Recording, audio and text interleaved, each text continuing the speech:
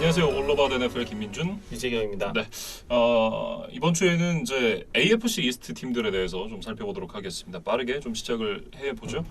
뉴욕 제츠부터 좀 살펴봐야 될 것 같습니다. 지난 시즌 4승 13패 최하위 랭커됐었던 뉴욕 제츠가 되겠고, 이번 제츠 오프 시즌은 좀 알찬 느낌이었다 이렇게 얘기를 해야 될 것 같아요.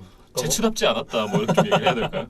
그러니까 지난주 자이언츠와 좀 비슷한 느낌이죠. 네, 그래서 뭔가 화려함을 추구하기보다는 나름 좀 내실을 추구했던 오프 시즌을 보냈던 제츠였는데, 이제 문제는 그건 것 같아요. 그러니까 제츠도 분명히 진일보를 했지만 지구의 다른 팀들이 너무 강해졌기 때문에 그리고 이미 강하기 때문에 과연 이 상대적인 싸움에서 이 라이벌들을 넘어설 수 있느냐, 거기에 대해서는 좀 강한 의문이 들거든요. 네. 그래서 뭐 저희가 한 팀씩 살펴보겠지만, 빌스는 사실 뭘 안 해도 이미 너무 강력한 팀이고, 뭐 패트리어츠는 사실 빌 벨리책 감독이 있다는 것 자체가 뭐 저는 전력이다. 예. 뭐 그렇게 좀 정리를 하고 싶고, 돌핀스가 사실 뭐 광폭 행보를 좀 보였기 때문에 물론 결과는 알 수 없습니다만, 그래서 이 지구 라이벌들보다 더 강해졌느냐 하면 좀 선뜻 예스라고 하기는 힘든 이번 제츠의 오프 시즌이었습니다. 네. 그런데 이제 이 방향성 자체가 좀 올바르게 가고 있다라는 점이 저는 좀 향후 당장 이번 시즌이 아니더라도 향후 몇 년 뒤에 제츠가 우리가 약간 뭐라고 그래야 될까요? 우스갯소리처럼 이제 사용을 했던 그런 이제 놀림감은 더 이상 아닐 것이다라는 생각이 좀 들긴 합니다.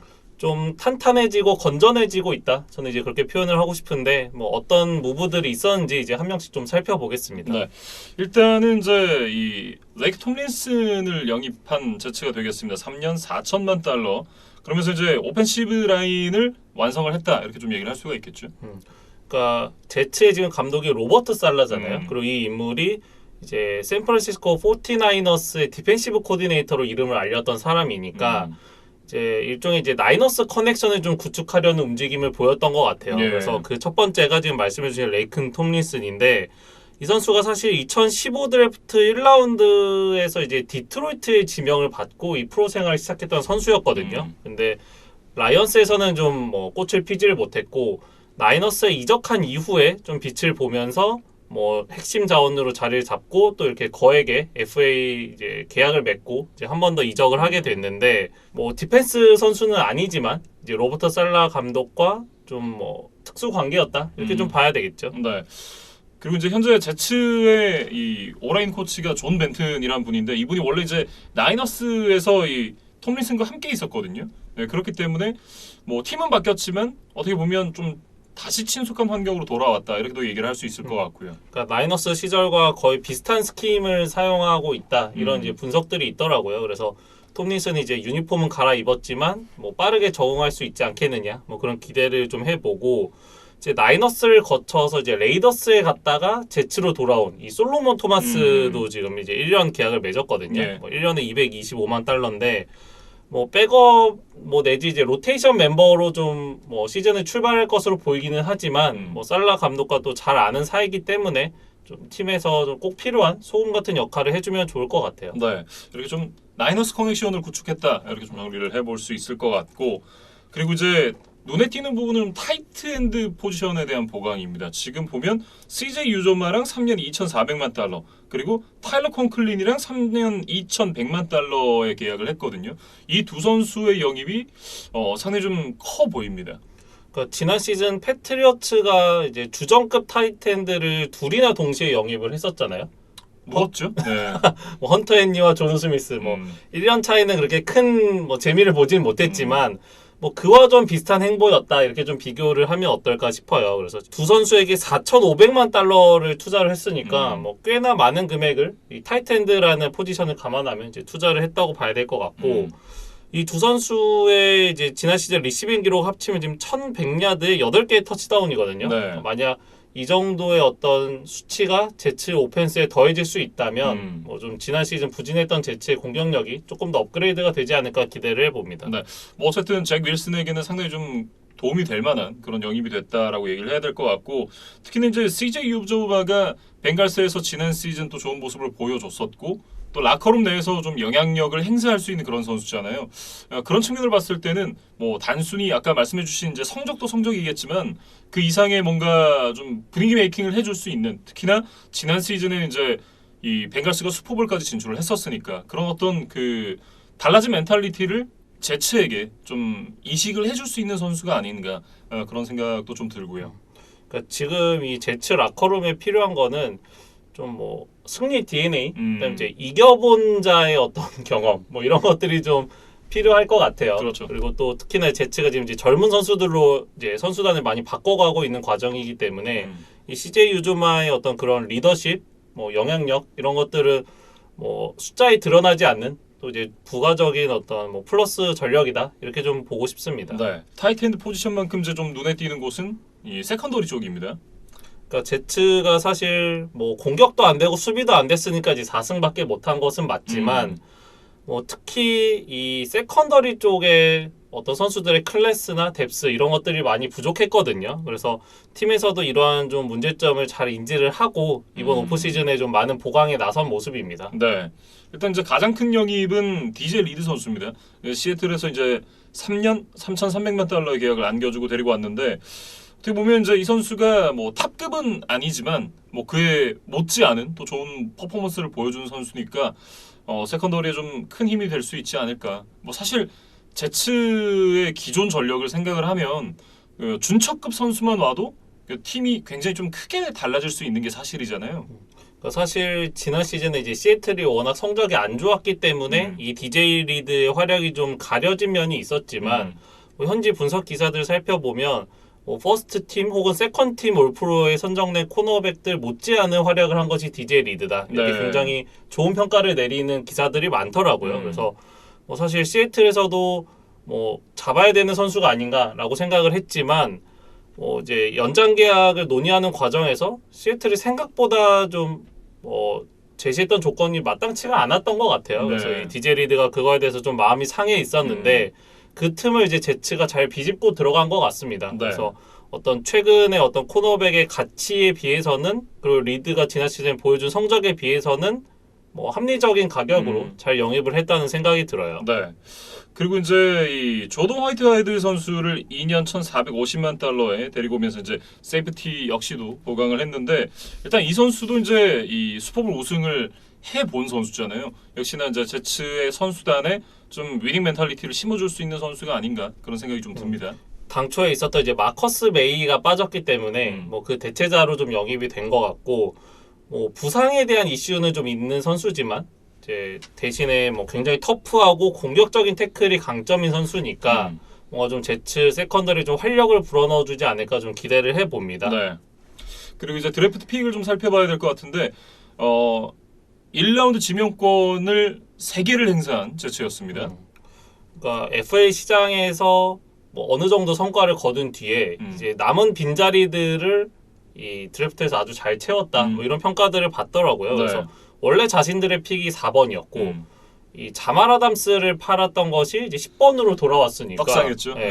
그러니까 꽤나 성공적인 장사를 했습니다. 그리고 이제 2라운드 초반에 있던 픽들을 좀 활용해서 전체 26번으로 올라와서 이제 한 명의 1라운더를 더 뽑은 그런 제츠의 이제 드래프트 움직임이었어요. 네.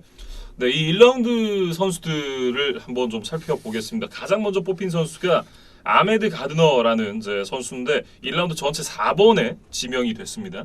이 선수는 이제 코너백 포지션이고 이제 신시내티 대학을 졸업한 선수가 되겠는데, 이 선수는 이제 별명 그 소스로 더 많이 알려져 있는 그런 그렇죠. 선수이기도 해요. 그래서 지난 시즌 드래프트를 기억하시는 분들은 그 덴버의 코너백 패트릭 설테인 2세가 이제 앞 글자만 따면 이제 PS2잖아요. 그래서 이 플레이스테이션 그 뭐 조그스틱이라고 해야 되나요? 예, 그 모양의 목걸이를 이제 만들어서 나왔던 뭐 그게 좀 화제가 됐었는데, 네.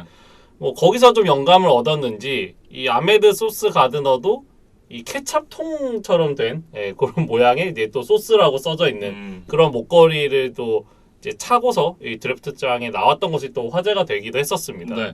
이게 소스라는 별명을 가지게 된 이유가 굉장히 재밌는데, 어릴 때 이제 이 패스트푸드를 먹을 때 케찹이 아니라 스리라차 소스를 그렇게 좋아했다 그래요. 그래서 뭐 그 소스를 많이 뿌려 먹는 걸 좋아해서 뭐 소스라는 별명이 됐다. 뭐 이런 얘기도 있고, 그다음에 이제 어렸을 때 이제 유스 풋볼을 하면서 뭐 그때는 이제 여러 포지션을 뛰잖아요. 그래서 이제 러닝백으로 뛸 때 어떤 화려한 주크 무브 뭐 이런 것들이 뭐 소스를 연상시켜서 코치가 붙여줬다고 하는데 제가 그 부분을 좀 정확하게 뭔가 해석을 하는데 좀 실패를 했던 것 같습니다.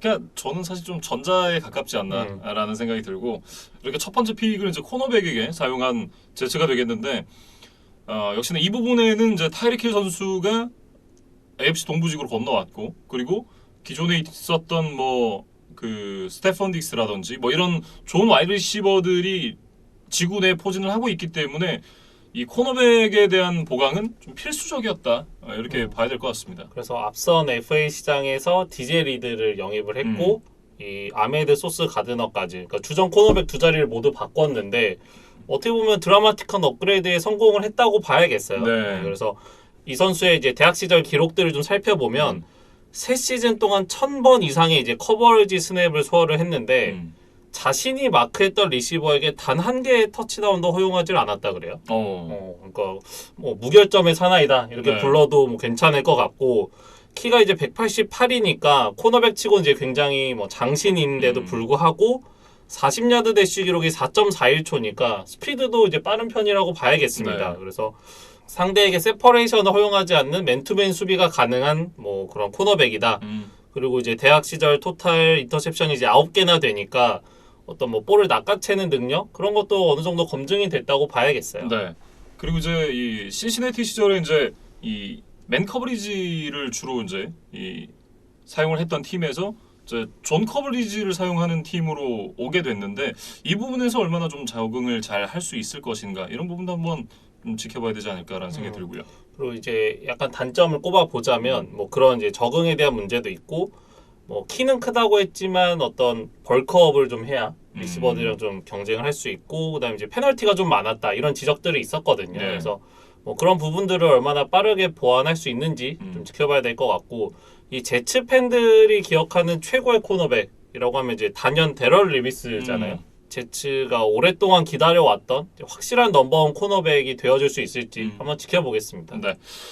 이렇게 이제 소스 가드너 선수에 대해서 좀 살펴봤고 그 다음에 지명이 된 선수가 1라운드 전체 10번으로 뽑힌 오하이오 스테이트 출신의 와이드 리시버 게럿 윌슨 선수입니다.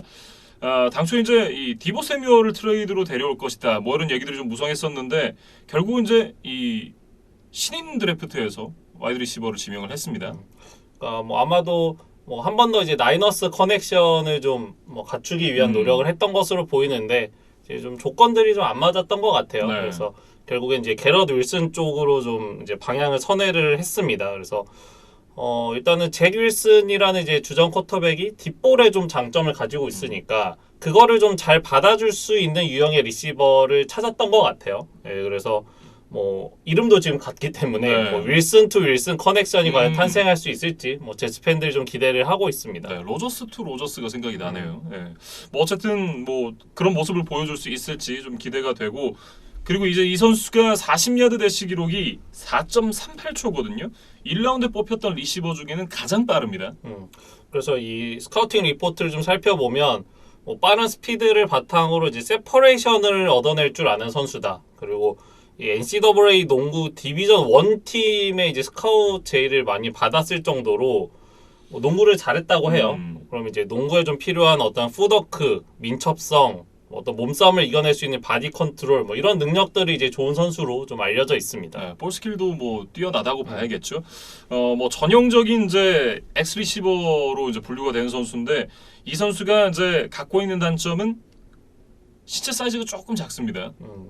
그렇기 때문에 이제 NFL 레벨의 어떤 뭐 강력한 프레스 커버리지가 들어왔을 때 이거를 이겨낼 수 있는지는 좀 지켜봐야 될 것 같고 앞서 이제 스피드가 굉장히 폭발적이라고 했지만 그에 비해서 어떤 다양한 라우트 러닝은 뭐 아직 갖추지는 못한 선수다라는 이제 평가가 있거든요. 그래서 뭐 자신의 장점이 이제 버티컬 라우트 자체는 뭐 당장 프로에서도 어느 정도 활용이 되겠지만 뭐 그거 하나로 이제 프로 생활을 계속 할 수는 없잖아요. 그렇죠. 그래서 좀 뭐 자신의 좀 다양한 무기를 갖추기 위한 노력도 이제 프로에서는 좀 필요할 것으로 보입니다. 네.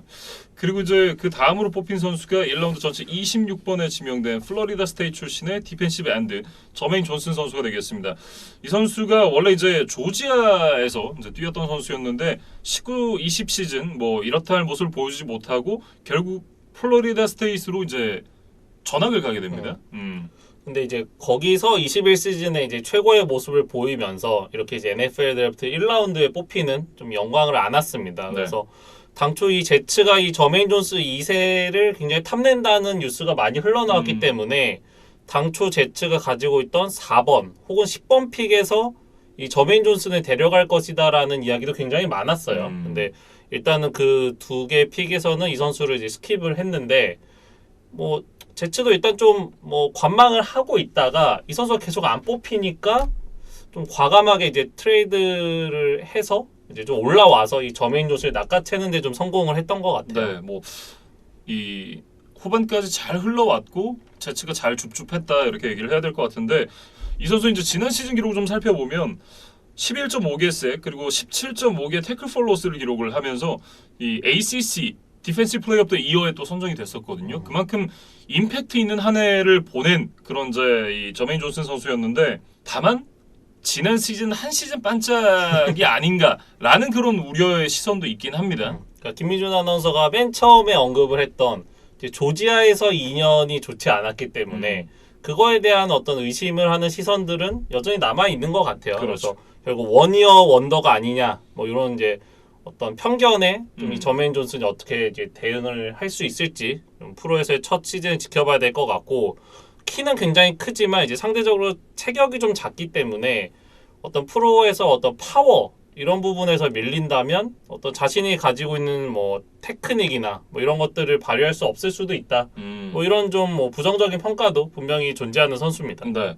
뭐 어쨌든 이제 저메인 존슨까지 뽑히면서 D 라인이 상당히 좀 강화가 된 느낌인데 플로리다 스테이트에서 보여줬던 그런 모습을 제츠에서도 보여줄 수 있다라고 한다면 지금 뭐 칼 로슨, 퀸 윌리엄스 뭐 이런 선수들과 함께 굉장히 강한 D라인을 좀 구성을 할 수 있다 이런 생각이 들거든요.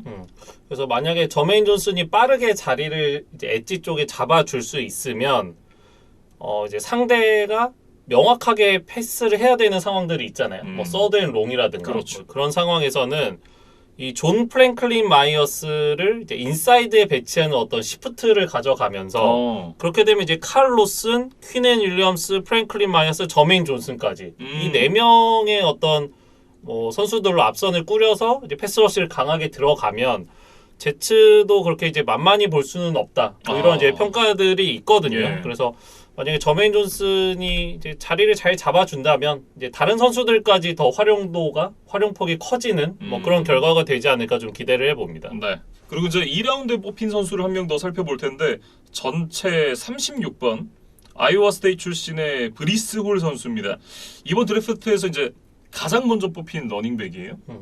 그러니까 저는 항상 이 제츠의 경기를 이제 근년에 보면서 들었던 생각은 뭐 샘 다노드 때도 그렇고 뭐 잭 윌슨 때도 그렇고 이 젊은 쿼터백의 어떤 힘만으로는 잘 안 풀리는 경기들이 분명히 있잖아요. 그렇죠. 네, 그럴 때 좀 믿을만한 러닝백이 한 명 있으면 얼마나 좋을까. 뭐 조나단 테일러나 데릭 헨리까지는 아니더라도 그런 선수가 한 명 있으면 좀 자신의 부담을 덜고 공격을 좀 풀어갈 수 있을 텐데 제츠가 좀 몇 년 동안 이 러닝백을 얻는데 실패를 했었잖아요. 네. 사실은 르비언 베렉의 그 역할을 좀 기대를 했는데 이제 실패를 했다 보니까 뭐 제츠가 좀 러닝백진에서 늘 고전을 했었는데 뭐 그래서 이제 이번 드래프트에서 러닝백 풀 중에서 이제 가장 좋은 평가를 받았던 브리스 홀을 이제 제츠가 뭐 2라운드 초반에 좀 얻어내는데 성공을 했어요. 네. 원래는 이제 38번을 가지고 있었던 제츠였는데 이 자이언츠와 픽 트레이드를 하면서 트레이드업을 해서 올라와서 뽑았고요. 5라운드 픽을 그 과정에서 하나 내줬습니다. 이 선수가 이제 피지컬을 보면 185cm에 99kg. 상당히 체격이 좋거든요. 그러니까 러닝백 치고는 이제 키도 꽤 큰 선수라고 봐야겠어요. 근데 그럼에도 불구하고 40야드 대시 기록이 지금 4.39초니까 뭐 아주 탑급은 아니더라도 이제 굉장히 빠른 편에 속한다 이렇게 좀 봐야 될 것 같고 그리고 이제 이 선수의 장점으로 좀 뭐 꼽히는 것이 이제 무작정 그냥 돌진을 하는 게 아니라 이제 영리하게 상대 이선 수비 움직임을 읽고 빈틈이 생길 때까지 좀 기다릴 줄 아는 인내심을 가진 선수다 이런 평가를 갖고 있더라고요. 그래서 그러니까 전성기의 레비언벨 선수가 잘 보여주던 그런 움직임이죠. 그리고 이런 거는 사실은 뭐 코칭을 통해서 그렇게 쉽게 저는 개선되는 부분은 아니라고 생각이 들거든요. 네. 그래서 이런 어떤 기본적인 장점을 가지고 있다면 이제 프로에서도 좀 좋은 모습을 보이지 않을까 이제 기대를 해봅니다. 네. 이 선수가 이제 대학 시절에 이 기록을 보면 마지막 두 시즌의 평균이 1,500 러싱 야드와 20개 러싱 터치다운을 기록을 한 선수입니다. 능력은 어느 정도 검증이 됐는데 다만 이런 기록을 세웠다라는 거는 그만큼 히트를 많이 당했다라는 얘기거든요. 그러니까 숫자로는 이미 뭐 자신의 보여줄 걸 다 보여줬다 이렇게 좀 보면 될 것 같은데 대학 3년 동안 이제 리시빙과 러싱 이걸 합쳐서 지금 800번의 공격을 시도를 했어요. 예. 그러니까 그만큼 이제 많은 히트를 당했고 그런 어떤 누적된 히트가 프로에서 어떻게 영향을 끼칠지는 좀 지켜봐야 될 것 같습니다. 그리고 이제 패스 프로텍션 상황에서 이제 블로킹을 해줘야 되는 것도 러닝백이 이제 중요한 역할 중에 하나인데 그렇죠. 그 부분에서는 아직 좀 약점이 있다는 평가가 있거든요. 그래서 그런 부분들을 좀 집중적인 코칭이 필요해 보여요. 네, 이렇게 이제 이 브리스 홀 선수까지 살펴봤고요. 전반적인 이제 주요 영입들 그리고 신인 드래프트 지명까지 좀 살펴봤습니다. 뭐 여러모로 알차게 보강을 했다라는 평가가 딱 들어맞는 것 같아요. 그러니까 뭐 FA 시장에서 엄청난 빅네임을 영입했느냐 하면 그거는 아니지만 그래도 좀 약점이 있던 포지션을 나름 이제 다른 팀에서 좋은 역할을 해주던 선수들을 잘 채워왔고 그다음에 이제 드래프트에서 굉장히 높은 픽 그리고 또 공격적인 투자를 통해서 뭔가 자신들이 필요했던 선수들을 잘 얻어낸 모습이거든요. 네. 그래서 이 선수들이 좀 빠르게 자리를 잡아준다면 뭐 당장 올해는 아니더라도 뭐 한 2, 3년 후에 제츠는 조금 더 강팀으로 갈 수 있지 않을까 좀 그런 생각을 해봅니다. 네, 이렇게 뉴욕 제츠의 오프시즌 움직임 살펴봤습니다. 다음 살펴볼 팀은 마이애미 돌핀스입니다. 지난 시즌 9승 8패 그러면서 이제 지구 3위 랭커 됐었던 마이애미 돌핀스가 되겠고 이번 오프시즌 제츠가 알차게 이제 선수들을 영입했다라고 이제 말씀을 드렸는데 마이애미는 폭풍 영입을 했습니다. 그러니까 뭐 영입을 한 선수들의 어떤 퀄리티, 뭐 네임 밸류 이런 것도 참 대단했고, 근데 뭐 그에 앞서서 이 팀을 잘 이끌고 있던 브라이언 플로레스 감독을 해임하는 과정도 맞아요. 굉장히 좀 시끌벅적했거든요. 네. 그래서 마이애미 이번 오프 시즌은 좀 할 얘기가 분명히 많은 것 같습니다. 일단 이제 이 플로레스 감독 얘기부터 먼저 해볼까요? 플로레스 감독이 이제 돌핀스를 고소를 했습니다. 그러니까 이 플로레스 감독의 주장에 따르면 이 스티븐 로스 구단주가 고의 패배를 지시하면서 인센티브를 걸었다라는 얘기를 했어요. 그러니까 아마도 그 투어 드래프트를 위한 뭐 일종의 현상금, 뭐 인센티브를 좀 걸었던 것으로 보이는데 네. 사실 이게 뭐 사실로 밝혀진다면 뭐 이 스티븐 로스 구단주에게 분명히 좀 책임이 가해져야 될 것 같고 구단주 자리 내놔야죠. 네. 뭐 어떤 이제 비난을 좀 피하기는 어려울 것으로 보입니다. 근데 일단은 이제 플로레스 감독의 주장이니까 뭐 저희가 딱 이렇게 확정적으로 말씀드리기는 어렵습니다만 일단 아니 땐 굴뚝에 연기가 났을까라는 게 좀 합리적인 추측인 것 같아요. 이렇게 네. 구체적인 뭐 금액도 지금 나와 있더라고요. 네. 그렇기 때문에 좀 스티븐 로스가 좀 책임을 져야 될 상황이 올 것으로 보이고 그 밖에도 2019 시즌 종료 후에 어떤 리그에서 이제 템퍼링을 하면 안 되는 기간이 있는데 그 규정을 어기고 어떤 쿼터백 영입을 시도하라는 뭐 지시를 또 했었다 그래요. 그래서 뭐 그런 일도 있었고 그다음에 이제 어떤 유명 쿼터백과 요트에서의 어떤 식사 자리를 주선한 적도 있다. 고트라는 썰이 좀 유력하죠. 네, 뭐 그 플로레스가 이제 쓴 고소장에는 이제 프로미넌트 쿼터백이라고 이제 누구를 특정하지는 않았는데 네. 뭐 일부 흘러나오는 루머에는 이제 그게 톰 브레이디가 아니었겠느냐라는 뭐 이야기도 있기는 합니다. 네. 물론 이것도 이제 아직 루머에 불과하고. 그렇죠. 근데 어쨌든 이 플로레스 감독이 이 요트 식사 자리를 거절을 하자 이후에 이제 구단에서 플로레스에게 좀 불이익을 뭐 여러모로 이제 가했다 이런 이제 주장들이 이제 고소문에 주루된 내용이더라고요. 네. 그래서 뭐 해임은 됐고 플로레스는 지금 이제 피츠버그의 코치로 떠났지만 이 돌핀스와 플로레스의 이제 법정 싸움은 뭐 지금부터 시작인 것 같습니다. 예. 어쨌든 브라이언 플러레스가 떠나면서 이제 감독 자리가 비었고 그 자리에 나이너스의 오펜시브 코디네이터였던 마이크 맥데니얼이 앉게 됐습니다.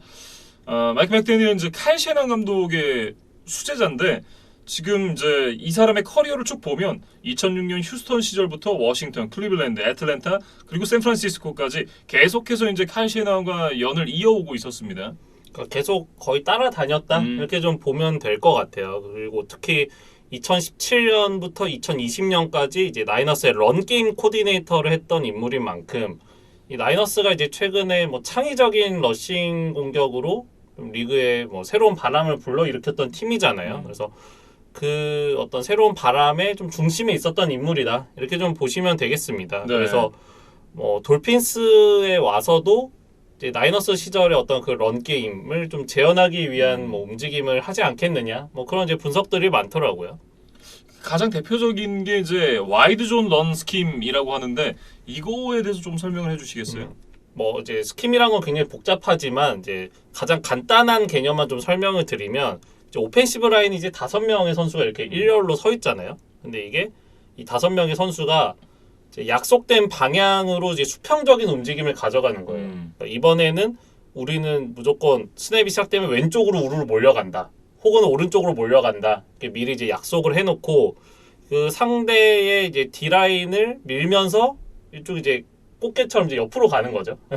그러면서 이제 빈틈을 만들고 그 빈틈을 이제 러닝백이나 아니면 뭐 디보 세뮤얼 같은 뭐 와이드백이라는 이제 새로운 포지션을 그렇지. 뭐 창조했던 선수들이 뭐 이제 바깥쪽으로 아예 크게 돌아가거나 아니면 이제 그 라인 사이에 좀 빈틈이 생기면 그 사이를 파고들거나 뭐 하는 방식으로 이제 어떤 야드를 전진하는 뭐 그게 이제 와이드 존 런 스킴의 뭐 가장 기본적인 개념이라고 뭐 말씀을 드릴 수 있겠습니다. 네. 아마도 이제 많은 러닝백들을 영입을 한 것이 이 부분을 좀 적용을 하겠다라는 그런 이제 의도로 보이죠. 러닝백을 대거 영입했다는 표현이 잘 어울릴 것 같은데 좀 저희가 많이 이야기를 했고 이제 팬분들께서도 이름을 들어보셨을 만한 선수를 무려 3명이나 한꺼번에 영입을 했습니다. 일단 이제 체이스 에드먼즈 선수를 영입을 했고 거기다가 라인 모스터트 그리고 소니 미셸까지 데리고 왔어요.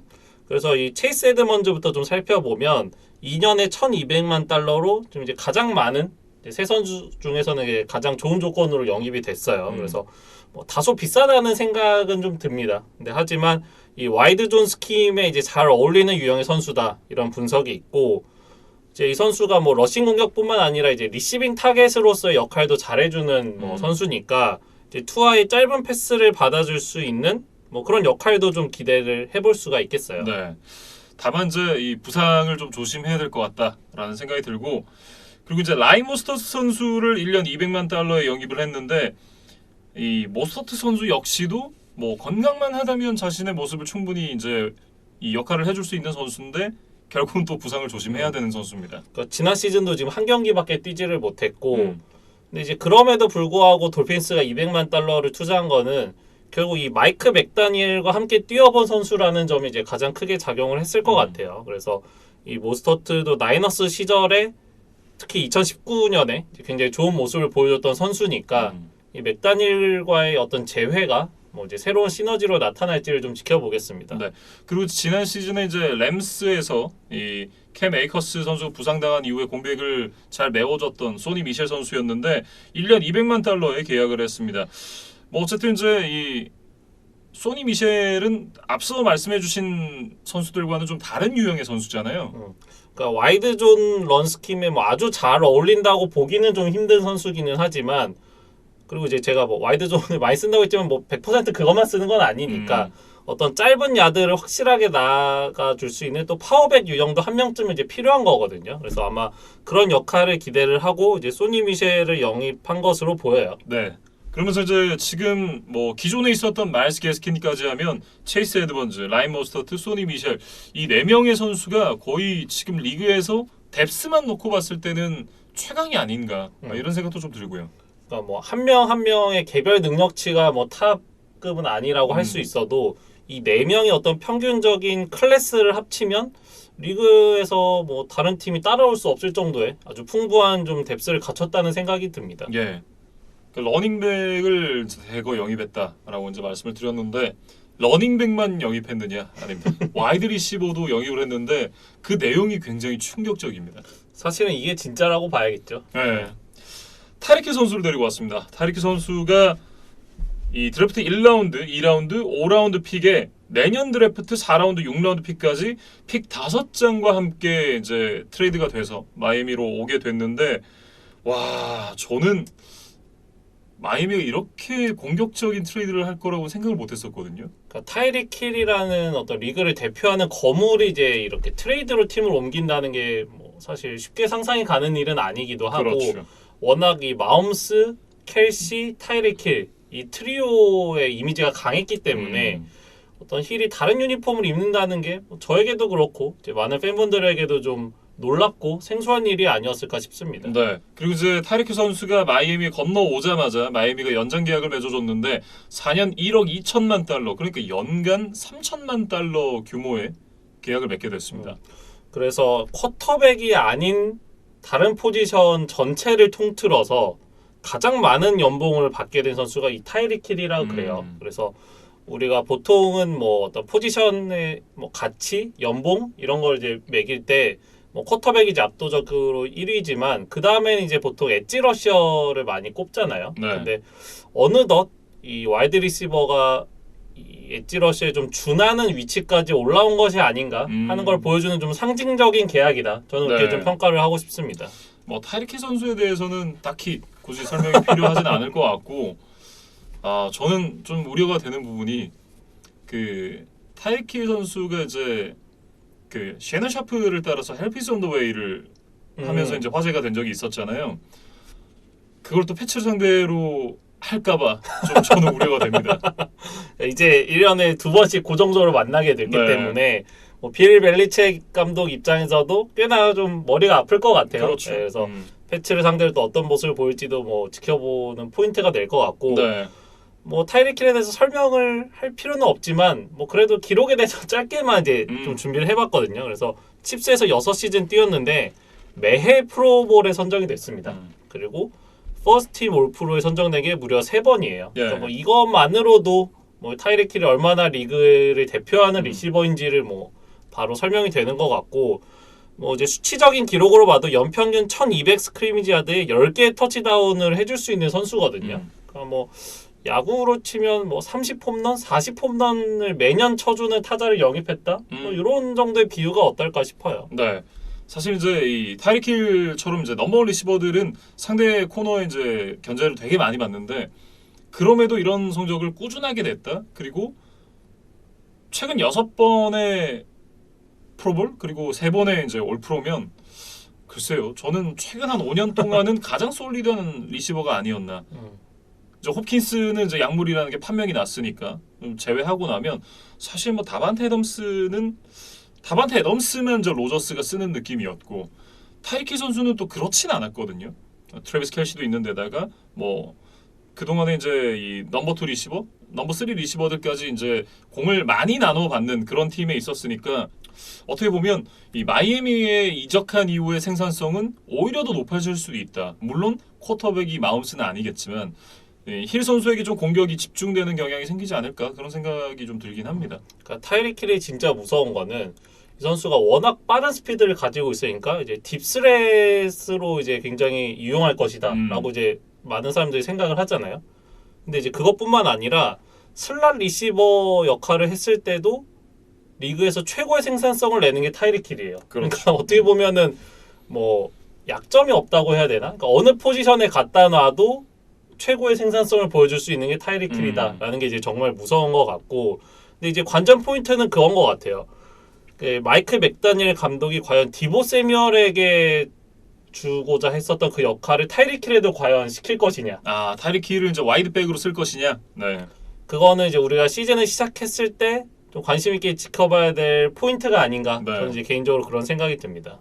그리고 이제 지난 시즌 댈러스에서 뛰었던 세드릭 윌슨까지 영입을 했는데 이렇게 되면 이제 타이릭 힐 그리고 제일러 마들 그리고 세드릭 윌슨까지 1, 2, 3 리시버가 구성이 됐는데 이 구성도 상당히 괜찮아 보여요. 이렇게 이제 3명의 파괴력을 합쳐보면 저는 리그 탑5 안에는 무조건 든다고 보이거든요. 물론 이제 쿼터백이 투하니까 이게 이 선수들을 다 살려줄 수 있을 것이냐에 대한 의문은 남아 있지만 이 리시빙 크루만 보면 뭐 리그에서도 정말 손꼽히는 엄청난 재능들이 모였다. 저는 그렇게 좀 평가를 하고 싶습니다. 네. 사실 이제 이 모든 과정이 투하 살리기인 거잖아요. 만약에 이렇게까지 지원을 해줬는데 투하가 보여주는 모습이 시원치 않다? 그러면 마이애미는 어쩌면 굉장히 또 긴 터널을 지나가야 될지도 모르겠습니다. 그러니까 투하 입장에서는 기회이자 위기다. 그럼요. 이게 저희가 보통 위기이자 기회다라는 표현을 쓰는데 조금 이 순서가 바뀐 것 같아요. 그러니까 눈에 봤을 때는 엄청난 기회인데 말씀해주신 대로 이제 이렇게까지 해줬는데도 뭔가 원하는 퍼포먼스 혹은 성적이 안 나오면 이제 모든 타겟은 이제 투하에게 갈 수가 있겠죠. 그 이제 변명이 하나씩 사라지는 거잖아요. 앞서 언급했던 러닝백, 리시버뿐만 아니라 이제 지금부터 살펴볼 오펜시브 라인도 또 엄청난 보강을 했습니다. 예, 지금 테런 암스테드와 함께 코너 윌리엄스를 데리고 온 이 마이애미 돌핀스가 되겠는데 일단 지난 시즌에 이제 지난 시즌뿐만 아니라 최근 몇 년 동안 이 마이애미의 문제는 결국은 이 오라인이었거든요. 마이애미가 이제 최근에 이제 상위 라운드에서 픽이 굉장히 많았잖아요. 근데 그거를 이제 오펜시브 라인에도 꽤나 많은 투자를 했는데 이제 그중 일부 선수들이 좀 자리를 못 잡은 것도 있고 네. 이제 라인을 이제 5자리를 구성하는데 뭔가 위치도 계속 바뀌기도 했었고 그러면서 좀 뭔가 어수선했던 것 같아요. 호흡도 네. 잘 안 맞았던 것 같고 그래서 좀 이제 젊은 선수들이 있는 과정에서 이제 확실하게 자리를 잡아줄 수 있는 베테랑을 한 둘 영입을 했다. 이렇게 좀 정리를 하고 싶습니다. 그래서 세인츠에서 FA로 풀린 레프트 태클 테런 암스테드와 5년 7,500만 달러의 계약을 했어요. 예. 사실 뭐 테런 암스테드 하면 뭐 리그 최고의 태클 중 하나다라고 해도 이제 과언이 아닌 그런 선수인데 문제는 이 선수도 역시 내구성입니다. 그러니까 주전으로 자리를 잡은 게 2014 시즌이에요. 그러니까 이제 꽤 시간이 오래 흘렀습니다. 근데 시즌 평균 출전 경기 수가 2014 시즌부터 계산을 해도 11.4경기밖에 되지를 않아요. 그러니까 연평균 한 5경기, 4경기 정도는 이제 꾸준히 결장을 해왔던 선수다라는 네. 이제 계산이 나오거든요. 그리고 암스테드도 이제 30대에 접어드는 나이기 때문에 뭐 당장 첫 시즌에 뭐 큰 문제가 생기진 않겠지만 과연 계약 4년 차, 5년 차 그때까지도 암스테드가 뭐 좋은 퍼포먼스 경기력을 유지할 수 있겠느냐는 분명히 좀 의심이 가는 그런 이제 상황입니다. 네. 뭐 어쨌든 이 선수 건강하기만 하다면 탑급의 성적을 보여주는 선수이기 때문에 뭐 그 부분은 의심의 여지가 없다라고 이제 말씀을 드릴 수 있을 것 같고 여기다가 이제 달러스의 가드 코너 윌리엄 선수까지 영입을 하면서 이제 이 왼쪽 라인을 확실하게 보강을 했습니다. 그리고 이제 저희가 앞서 언급했던 그 와이드 존 스킴에 이제 관련해서 이 오펜시브 라인의 어떤 보강과 좀 연관해서 이야기를 해보면 이 5명의 선수가 한쪽 방향으로 움직인다고 말씀을 드렸잖아요. 네. 그러니까 이 5명의 호흡이 어떤 스킨보다도 더 중요해지는 거죠. 네, 그래서 이 새롭게 합류한 두 선수 그리고 이제 기존에 있었던 젊은 선수들이 얼마나 빠르게 한 팀이 돼서 움직일 수 있느냐. 코칭의 역량이 이제 굉장히 중요한 돌핀스의 2022 시즌 오펜시브 라인이라고 봐야겠습니다. 네. 이렇게 이제 주요 보강은 오펜스 쪽에 다 있었던 이 마이애미입니다. 수비는 워낙 좋았기 때문에 굳이 이제 건드리지 않았다라고 얘기를 해야 될 것 같은데 다만 이제 플로레스 감독이 없는 상황이기 때문에 플로레스 감독이 구축해놨던 디펜스가 얼마나 지속될 수 있을지는 한번 지켜봐야 돼요.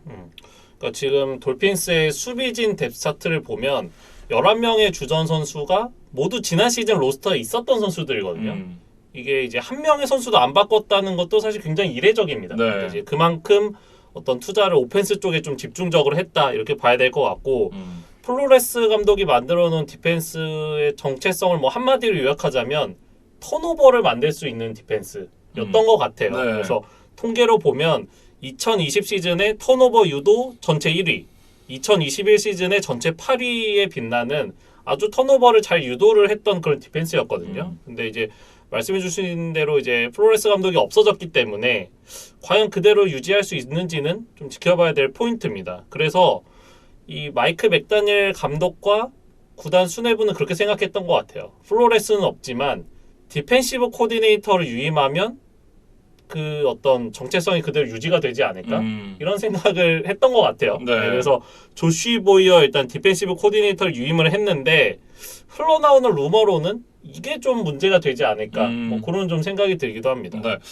그 루머에 대해서 좀 설명을 드리면 일부 수비 선수들이 지난 시즌 전반 이 조시 보이어의 스킨 그리고 컨셉의 문제 때문에 이 수비의 성적이 나지 않았다라는 생각을 갖고 있어서 이 조시 보이어 디펜시브 코디네이터를 별로 좋아하지 않는다 그래요. 그러니까 사실 돌핀스가 지난 시즌도 이제 9승 8패 승리가 하나 더 많기는 했지만 그 어떤 세부적으로 살펴보면 전반기 퍼포먼스가 굉장히 안 좋았잖아요. 근데 이 부분에 이 조시 보이어의 책임이 있다라고 일부 선수들이 좀 생각을 하고 있는 것 같아요. 근데 만약에 그 생각이 바뀌지 않았다면 그리고 그 루머가 사실이라면 디펜시브 코디네이터가 유임은 됐지만 얼마나 좋은 케미로 이제 수비를 유지할 수 있을 것이냐에는 이제 좀 강한 의문이 들거든요. 네. 그래서 만약에 시즌이 들어갔는데 수비 쪽에서 문제가 생긴다. 이건 이제 돌핀스가 전혀 계산에 넣고 있지 않은 어떤 뭐 상황일 텐데 그렇죠. 과연 그랬을 때 이제 수비 쪽 전문가가 아닌 마이크 맥다니엘이 이거를 조정할 수 있겠느냐. 뭐 그런 부분은 한번 좀 지켜봐야 될 포인트다. 이렇게 네. 좀 설명을 드리겠습니다. 이 부분 한번 지켜봐야 될 것 같고 드래프트를 좀 살펴보면 타리키 힐 선수에게 이제 드래프트 픽을 많이 사용을 했기 때문에 3라운드 1명, 4라운드 1명, 7라운드 2명 이렇게 4명밖에 뽑지를 않았거든요. 뭐 사실상 이제 물론 하위 픽 선수들이 또 반란을 일으키는 경우가 있긴 합니다만 뭐 현 시점에서는 이 선수들에 대해서 디테일하게 살펴보는 건 뭐 크게 의미가 없을 것 같다라는 생각이 들긴 합니다. 그래서 이제 3라운드에 뽑은 체닝 틴달이라는 선수에 대해서만 아주 짧게 좀 준비를 해봤어요. 그래서 이 선수가 지금 조지아 출신의 인사이드 라인베커인데 컴바인에서 이제 40야드 대시 기록이 지금 4.47초거든요. 근데 이게 라인베커 전체 선수들 중에서 3위에 해당하는 굉장히 빠른 스피드를 가지고 있다. 이렇게 좀 보여집니다. 그래서 이 선수가 이제 빌스와의 대결에서 만약에 조시 앨런의 어떤 쿼터백 런을 좀 스파이를 하면서 막아줄 수 있다면 그러면 이제 돌핀스가 빌스와 좀 이 맞대결에서 뭔가 좀 승리를 가져갈 수도 있지 않겠느냐. 뭐 이런 이제 분석을 하는 기사들도 좀 이제 종종 보였어요. 네. 그러니까 전반적으로 좀 평가를 해보면 공격에서는 드라마틱한 개선 그리고 수비는 그대로 이렇게 좀 이 오프 시즌의 움직임을 가져갔었던 마이애미 돌핀스였습니다. 이렇게 좀 정리를 해보고요. 이제 뉴잉글랜드 패트리어츠로 넘어가 보도록 하겠습니다. 사실 이제 올 시즌에 뉴잉글랜드 패트리어츠는 지난 시즌과는 다르게 좀 선수 이탈이 많은 편입니다. 일단 보면 센터 테드 카라스 그리고 이제 샤크 메이슨 이 두 명이 이제 오라인 선수가 빠져나갔고 그리고 이제 체이스 위노비치 엣지 그리고 코너백 제이시 잭슨 그리고 이제 이 스페셜 팀에서 좋은 모습을 보여줬었던 거너 오시에스키 뭐 이런 선수들이 대거 유출이 됐습니다. 거기다 이제 카일 벤노이 선수와 함께 제이미 콜린스 선수를 방출을 했고 그리고 이제 단테 하이타워 선수가 FA인데 아직 이제 계약을 맺지를 않았거든요. 하이타워까지도 빠져나갈 수 있는 그런 상황입니다. 그러니까 뭐 공격, 수비, 스페셜 팀에 이르기까지 좀 부분에서 뭐 슈퍼스타들은 아니지만 어떤 빌 벨리책 감독의 이제 체스 말로서 역할을 해줬던 선수들이 대거 빠졌다. 네. 그렇게 좀 정리를 하고 싶어요. 근데 지난 시즌에 분노의 지름신이 강림했던 것과는 다르게 어떤 영입 면에서는 이제 비교적 좀 조용한 오프 시즌이었다. 그렇게 좀 정리를 하고 싶습니다. 네. 여러 포지션에서 좀 약화가 됐다라고 봐야 될 것 같은데 사실 뭐 테드 카라스 같은 경우에는 기존에 이제 이 데이비드 앤드류스가 있으니까 크게 이렇게 막 이 뼈아픈 그런 유출은 아니거든요. 근데 가장 좀 뼈아프게 느껴지는 부분이 이 스페셜 팀에 있었던 거너 오셰스키 그리고 코너백 제이시 잭슨 정도가 아닐까 뭐 이런 생각이 드네요. 저도 이 제이시 잭슨의 이야기를 좀 하고 싶은데 사실 길모어가 팀을 떠난 이후에 이제 넘버원 코너백 역할을 제이시 잭슨이 대신 해줬었고 어떤 커리어 초반에 다소 불안하다는 평가와 달리 이제 분명히 어떤 존재감을 드러내면서 좋은 모습을 보여줬거든요. 네. 그러면서 작년에 이제 세컨팀 올프로까지 선정이 되면서 이제 최고의 한 해를 보냈었는데 차저스가 제시한 5년 8,250만 달러라는 이제 메가딜을 받고 이제 유니폼을 갈아입었습니다. 근데 뭐 이 계약 규모를 보니까 도저히 뭐 패트리어츠로서 좀 잡을 수 없는 조건이었다. 아 이 돈이면 안 잡는 게 맞죠. 뭐 물론 이제 뭐 성적도 좋았고 뭐 제이시 잭슨 선수가 잘하는 선수긴 합니다만 한 번씩 이제 클러치한 에러가 또 나오는 선수거든요. 네, 그런 선수에게 5년 8,250만 달러. 뭐 떠났으니까 이제 뭐 악담을 하는 게 아니라 저는 과하다고 생각합니다. 그래서 이제 이 금액을 보고서는 이제 패츠 팬분들께서도 뭔가 좀 미련 없이 그냥 떠나 보내셨을 것 같다. 뭐 그런 생각이 좀 들었어요. 이런 느낌이죠. 네. 네. 어쨌든 이제 뭐 이 선수가 빠진 것 자체는 아쉽긴 한데 이 규모면 안 잡는 게 맞았다. 이렇게 좀 정리를 할 수 있을 것 같고 뭐 영입에 대해서 좀 살펴보겠습니다. 일단 다반테 파커 선수를 영입을 했습니다. 그러니까 2023년 드래프트에 3라운드 픽을 내주고 이 돌핀스의 리시버였던 다반테 파커와 이번 시즌 5라운드 픽을 이제 묶어서 데려왔어요. 네. 그래서 타이릭 힐과 이제 세드릭 윌슨을 이제 돌핀스가 영입했다고 앞서 말씀드렸으니까 이제 그러면서 돌핀스 리시버진도 좀 정리가 필요했거든요. 그러면서 약간 좀 붕 뜬 게 다반테 파커였고 이제 패트리어츠가 이를 잘 캐치를 해서 이제 뭐 공격적으로 이제 트레이드 문의를 한 결과 이제 얻어오는데 좀 성공을 했습니다. 네. 전 라이언스의 감독이자 패트리어츠의 디펜시브 코디네이터 현 시니어 풋볼 어드바이저인 맷 패트리시아의 이런 추천이 있었다고 하는데 뭐 사실 이제 저는 패트리시아가 선수를 보는 눈이 얼마나 뛰어난지는 잘 모르기 때문에 사실 아닌 쪽에 가깝지 않나라는 생각을 좀 갖고 있거든요. 이 라이언스에서의 모습을 보면 그렇다라고 한다면 글쎄요라는 생각이 들긴 합니다. 네. 근데 이제 몇 가지 이제 긍정적인 면부터 좀 살펴보면 패트리어츠가 이제 트레이드로 영입을 한 거니까 그 돌핀스와 파커가 맺었던 계약이 그대로 이제 넘어오는 거잖아요. 근데 이게 향후 2년간 1,200만 달러가 남아 있다고 하더라고요. 그러니까 어떤 지금의 리시버들의 몸값을 고려하면 굉장히 염가에 이제 파커를 2시즌 동안 좀 활용을 할 수 있는 상황이다.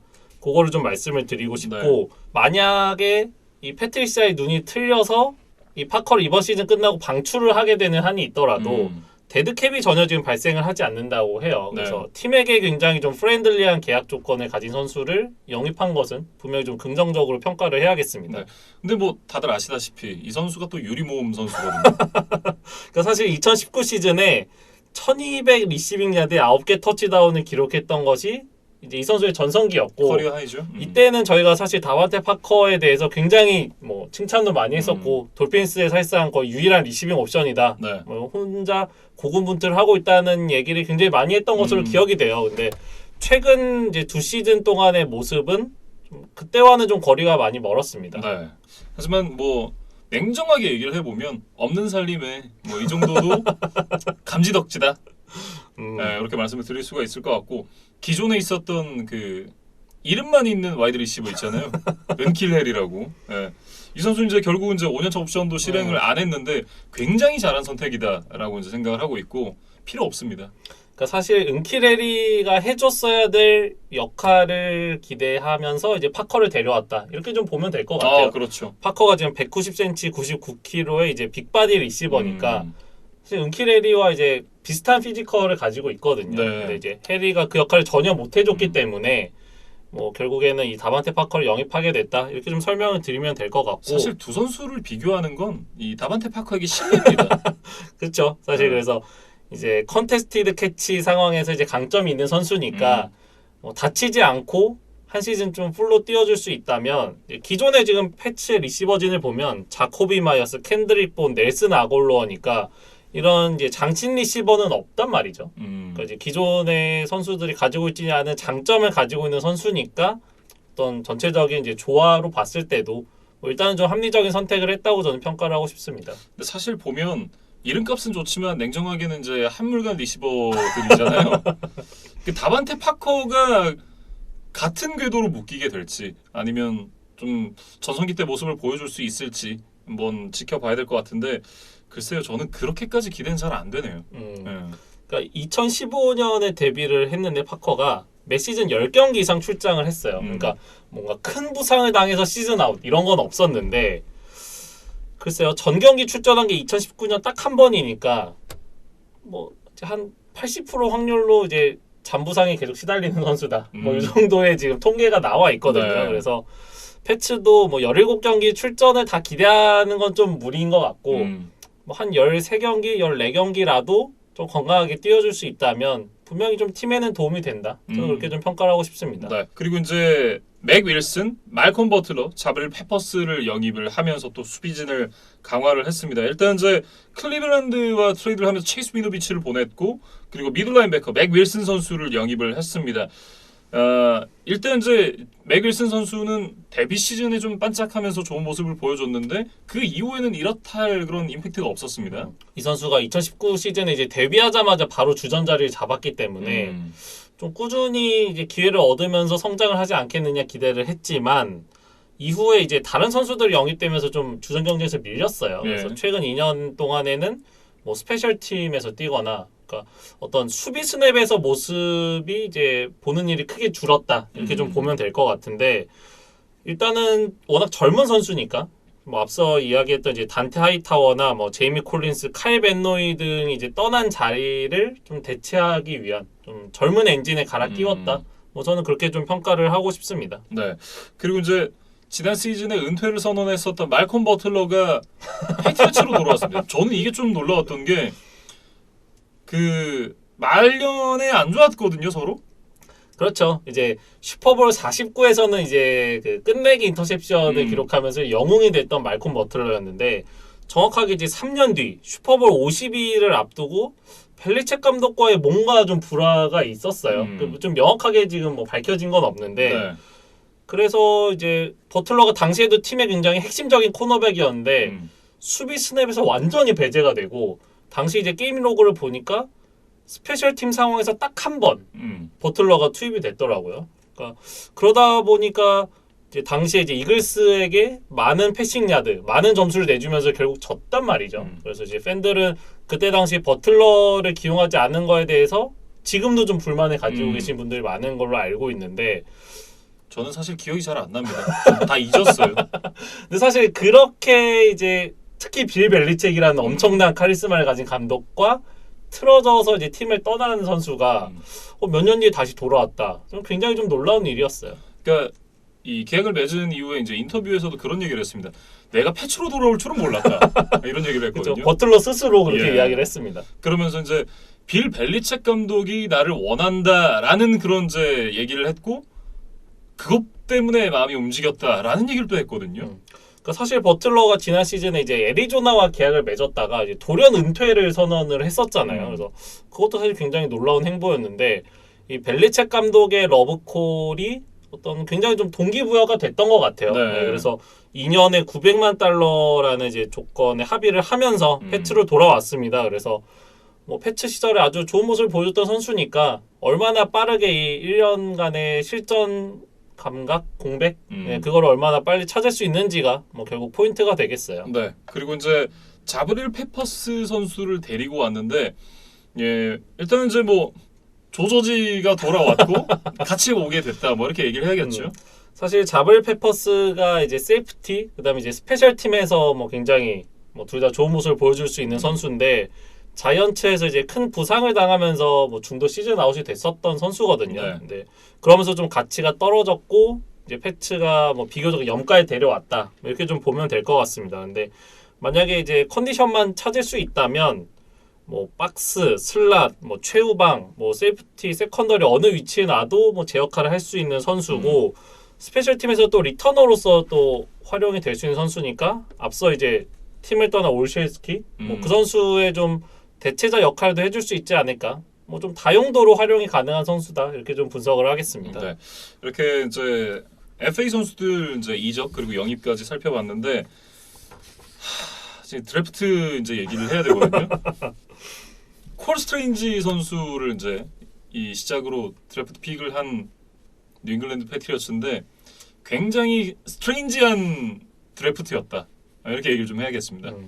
그러니까 미국 언론이 이런 또 말장난을 좋아하는데 아주 이름부터 딱 그런 기사 제목을 뽑기 좋은 이름이에요. 그럼요. 네, 그래서 어그로 끌기 딱 좋죠. 네, 그래서 원래 이제 패츠가 21번 픽을 가지고 있었는데 칩스와의 트레이드를 통해서 3라운드, 4라운드 픽을 하나씩 받고 8계단을 물러섰어요. 그러니까 요거까지는 뭐 충분히 뭐 합리적인 선택이었다고 보여지는데 네. 전체 29번에서 이 콜 스트레인지를 뽑은 거를 두고 좀 이런저런 좀 말이 많은 것 같습니다. 사실 이제 이 거의 매년 드래프트 때 말씀을 드리는 것 같은데 뉴잉글랜드가 전통적으로 이제 드래프트를 못하는 팀이거든요. 진짜 못하는 팀인데 올해는 정도가 좀 지나치지 않았나. 라는 생각이 좀 들긴 합니다. 물론 이제 뭐 오라인을 이제 채워야 되는 그런 어떤 니즈가 있었던 건 맞지만 이 선수를 이렇게나 빨리 뽑는다는 건 저는 사실 좀 이해가 안 되는 부분이거든요. 그러니까 이 선수가 지금 차타누가라는 대학을 나왔어요. 사실 저도 좀 처음 들어봤고 그 이제 드래프트 방송을 하는 현지 이제 전문가 패널들도 좀 굉장히 생소해하더라고요. 그러니까 발음을 하기 굉장히 어려워하는 그렇죠. 좀 그런 느낌을 받았는데 이제 FCS 레벨, 그러니까 이제 2부 리그 소속 대학 선수라고 보면 되겠습니다. 근데 뭐 2부 리그라는 것 자체 때문에 이 선수의 어떤 능력치를 폄하할 필요는 없을 것 같아요. 그렇죠. 뭐 카슨 웬츠처럼 뭐 전체 2번을 뽑힌 FCS 레벨 선수도 있었으니까. 근데 뭐 어떤 그런 출신 성분을 좀 제외하더라도 일단 오펜시브 가드 포지션이라는 거, 그다음에 뭐 이 선수의 어떤 전문가들의 예상이 뭐 2라운드 혹은 뭐 3라운드 정도였다는 걸 좀 감안하면 너무 좀 빨리 뽑은 것이 아닌가라는 생각은 좀 지울 수가 없습니다. 저는 1라운드에서 가드를 뽑으려면 적어도 퀸튼 넬슨 정도는 돼야 된다고 생각을 하거든요. 물론 이제 퀸튼 넬슨은 더 위에서 뽑힌 선수긴 하지만 그 뭐 그만큼은 아니더라도 이 넬슨에 준하는 어떤 퍼포먼스를 보여줄 수 있어야 된다라는 생각인데 그렇게 생각을 해보면 물론 이 선수가 뛰진 않았습니다만 원래 3라운드 내지는 4라운드 감으로 평가를 받았던 선수니까 더 뒤에서 뽑을 수도 있었거든요. 너무 리치한 픽이 아닌가. 뭐 전반적인 이제 이 전문가들의 평가도 그렇고 아마 팬 여러분들도 그렇게 생각을 하실 것 같은데 저도 역시도 그렇게 생각을 합니다. 그래서 뭐 콜 스트레인지 어떤 스카우팅 리포트를 좀 살펴보면 일단 이제 훌륭한 피지컬, 운동 능력, 그다음에 이제 굉장히 터프한 플레이 스타일 이런 것들은 이제 장점으로 꼽히고 있어요. 그리고 이 빌 벨리책 감독의 드래프트 후에 어떤 뭐 인터뷰를 살펴보면 이 선수가 뭐 가지고 있는 신체적인 능력도 있지만 굉장히 영리한 선수이기 때문에 어떤 플레이가 진행되는 과정에서 자신이 해야 될 일을 가장 빨리 찾아서 어떤 최적의 의사결정을 하는 선수다라는 이제 취지의 인터뷰를 했어요. 네. 그래서 물론 이제 분명히 장점이 많은 선수인 것은 맞지만 이 선수가 지금 대학에서 6년을 보냈거든요. 그러니까 이제 드래프트 동기들에 비해서 일단 나이가 많죠. 그러면 물론 뭐 다 일반화할 수는 없지만 상대적으로 업사이드가 이제 그만큼 높지는 않을 가능성이 높고 일단 나이가 좀 더 들었으니까. 그리고 이 러싱 공격을 위주로 하는 이제 팀에서 뛰었어요. 그러다 보니까 상대적으로 이제 패싱 블락 상황에서는 경험치도 좀 적고 좀 다듬어야 될 부분들이 좀 많다는 평가들이 있거든요. 네. 근데 이제 과연 그런 점들이 얼마나 빨리 개선될 수 있을지 조금 이제 의문이 드는 상황입니다. 그리고 이제 이 션 맥베이 감독이 램스가 이제 지난 시즌에 트레이드를 통해서 높은 순위의 드래프트 픽을 다 태웠잖아요. 그러면서 이제 104번이 가장 높은 픽이었는데 션 맥베이 감독이 그런 얘기를 했다 그래요. 우리가 104번에서 뽑으려고 기다렸던 선수였는데 시간 낭비했네. 뭐 이런 얘기를 했다고 해요. 그러니까 션 맥베이 감독이 데이 1, 데이 2의 지명권이 아예 없었기 때문에 그렇죠. 이 데이 1 드래프트를 하던 당시에 단장과 함께 나와서 기자회견을 하고 있었어요.